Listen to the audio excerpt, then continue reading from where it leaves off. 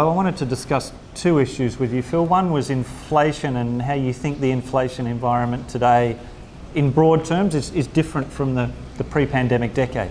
You remember before the pandemic, inflation was very low. Some people thought it was too low. We were benefiting from big price reductions from China. The government had a wages policy that was restraining wages growth, and there was increased competition as the foreign retailers came in.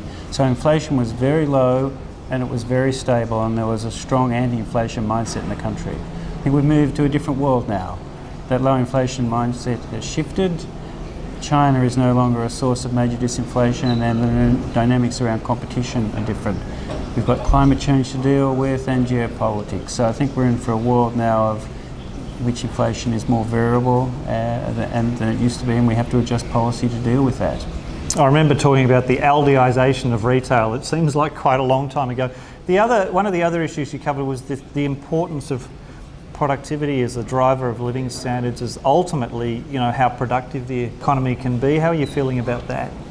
Well, productivity growth is critical. I know it can be a bit boring for people, but if we don't get better at doing things, then our real wages won't rise, real profits won't rise, and the government budget is going to be under pressure. So productivity growth is critical if we want to lift real wages and real living standards.